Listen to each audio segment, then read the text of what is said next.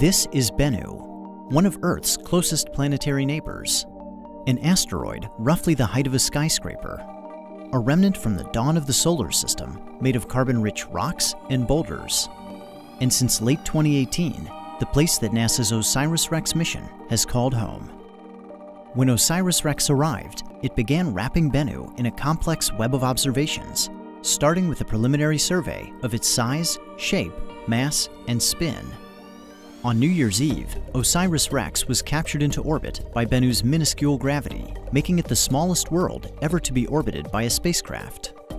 In early 2019, it broke orbit to conduct a detailed survey.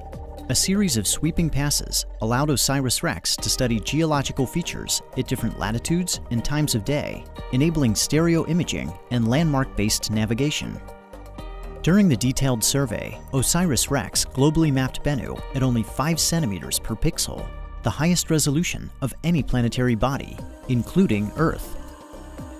On June 12th, the spacecraft entered a new orbit at an altitude of just 680 meters, setting another record and establishing a home orbit for the remainder of the mission.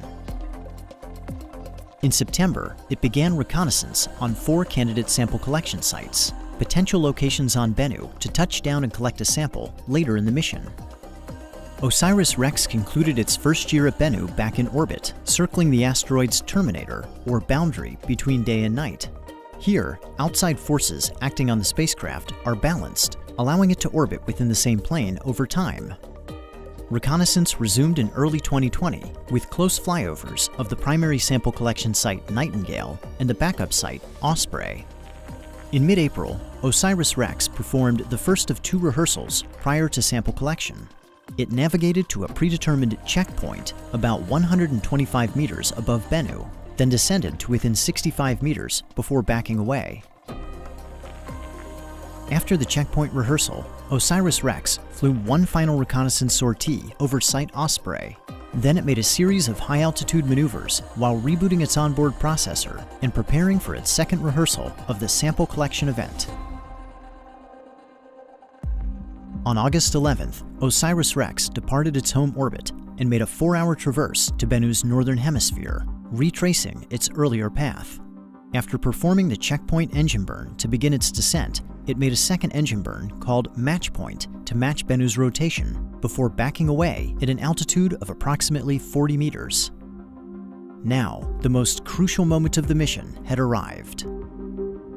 On October 20th, 2020, at approximately 11:30 a.m. Mountain Time, the spacecraft departed orbit. A few hours before, mission controllers on Earth had sent the commands for the Touch-and-Go Sample Collection Maneuver, or TAG. As they watched with anticipation, OSIRIS-REx steered itself to sample site Nightingale, maneuvering toward the small crater at the walking pace of a spider. At 4:11 p.m., the mission received confirmation. OSIRIS-REx had touched down and collected its sample. Following TAG, the spacecraft drifted to a safe distance away from Bennu.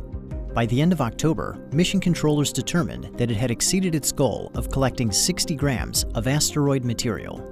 They directed it to stow the sample in preparation for return to Earth. Before departing Bennu, OSIRIS-REx was given one final task. On April 7th, it flew over Site Nightingale to observe how the sample collection event had changed the surface.